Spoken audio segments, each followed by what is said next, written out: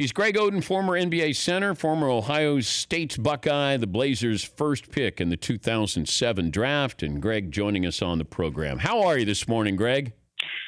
I'm good, Mr. Patrick. How you doing? I'm doing okay. So where are you right now? I am in Columbus, Ohio.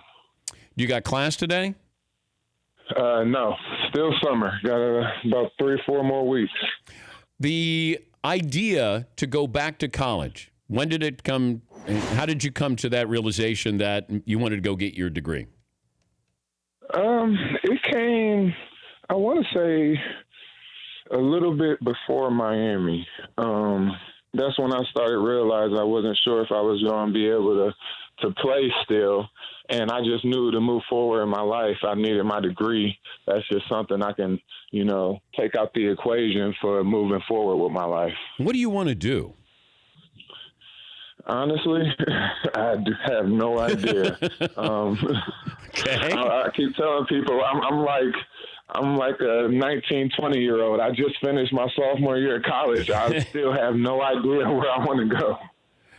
What do you want people to say when they see you? What do you hope they say? Hello.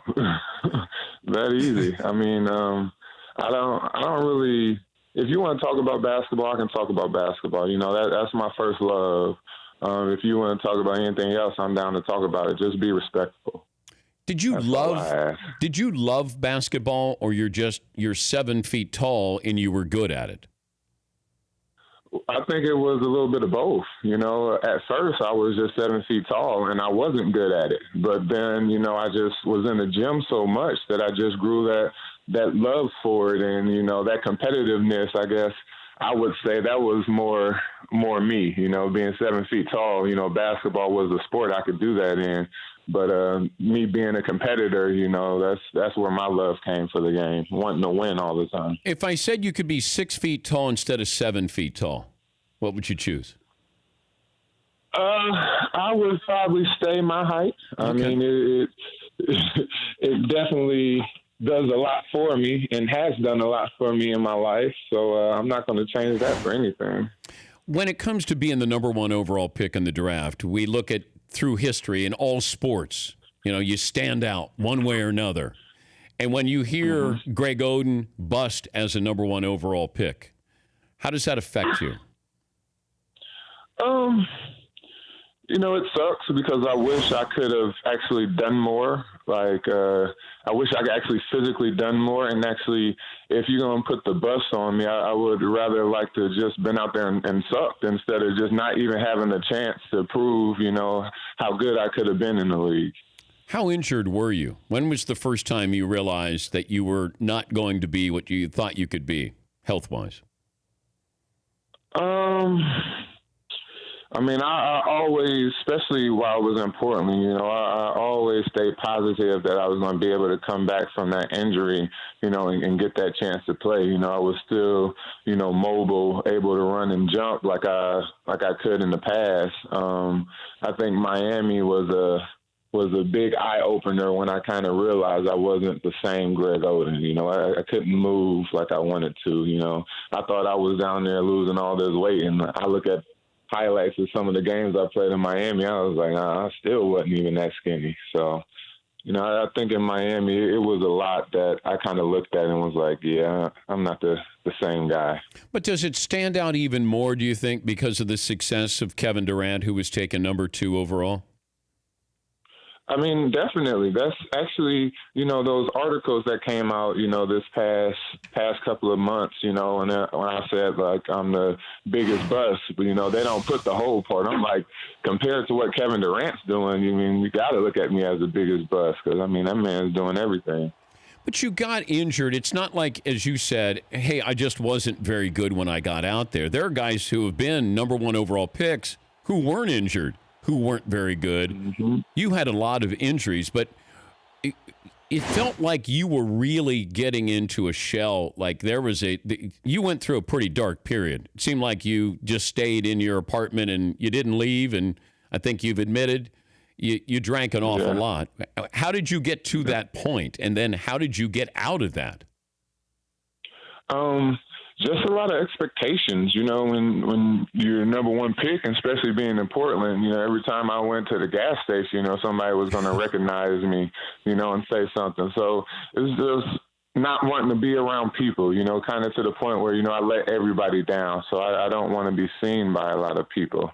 And that was really what happened when I kind of kept myself away and stayed in my apartment. But then there were some therapists that I work with in Portland that really helped me out.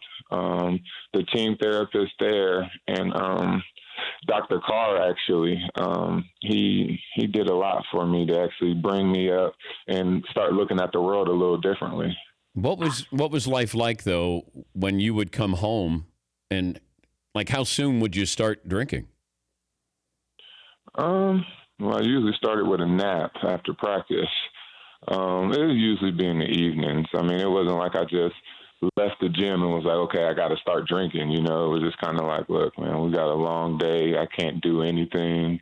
It's just not a good day for me. And then some things would. But you were a prisoner. You were your own prisoner because you weren't playing well, didn't want to go out because you didn't want to have to answer to this. So then you just stay in your apartment.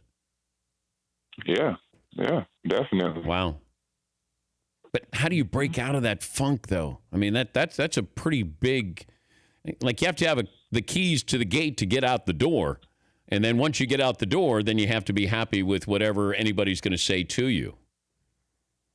True, and it's not like I can really hide. I was in Portland, and I'm the number one pick. So, like, even if I did stay inside the house, you got to leave the house sometimes. I had friends, I had cousins that would drag me out the house. I would still have to deal with it and realize, and I did realize, things aren't that bad. But I want to say, like, in 2012, when I felt like I was playing decent for Portland, I started feeling a lot better. I cut back on a lot of drinking. I started feeling better as a person. I felt more comfortable out in the city. I felt more comfortable, just being the number one pick and being seen and showing my face a lot more than, what I have been doing. How has being a father changed you? Oh my gosh, it's amazing. This little girl is running around the house right now, all smiles on her face. But that's one of those where you realize just what life is all about. Like sometimes it takes something like that to let you understand, there can be a bigger purpose, better purpose, greater purpose for you. I mean, it definitely is. The one thing that makes it really okay for me to, say, I'm done playing basketball is her. One day I want to go outside and shoot some hoops with her, make her run some sprints, and maybe I'll chime in with her, So I got to stay healthy enough to do that with her. Do you have any more operations coming up? No. See, the thing is, when you're not playing professional sports, you actually have to pay for those surgeries. So, yeah, I'm going to go ahead and stay away from surgery right now. I haven't even seen the doctor. I keep getting doctor bills. Oh, no. If you were still on a roster, would you be having surgery? Right now, no. I think I have a small tear in my right knee and my meniscus from China, but it doesn't really hurt that bad anymore. How was China? I wouldn't. China was difficult, man. It was a big culture change, and them two-a-days over there, like they do two-a-days mid-season. It's a little different than Pat Riley in Miami. It is definitely a little bit different. Spo actually, practices were great. I learned so much a basketball standpoint by playing with all those guys on the Heat and learning from the coaches there. It was actually a good thing for me, actually. But China was like, they want the American players or foreign players to score over there.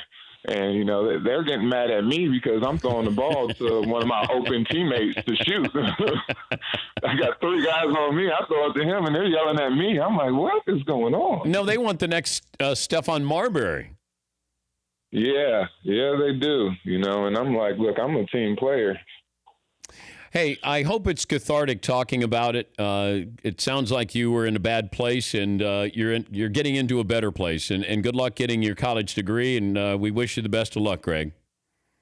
Thank you. Thank you for having me on. I really appreciate that. It's Greg Oden, former NBA center, Blazers' first overall pick back in 2007. And just reading some of these stories where he would be so depressed, and he was actually an introvert, that he would just stay in his apartment and just drink. Whatever was there, he would just stay in there and drink. Got a couple of chances in different places, certainly in Miami and in China, but now going back to Ohio State to get his degree. The Dan Patrick Show, weekday mornings on Audience.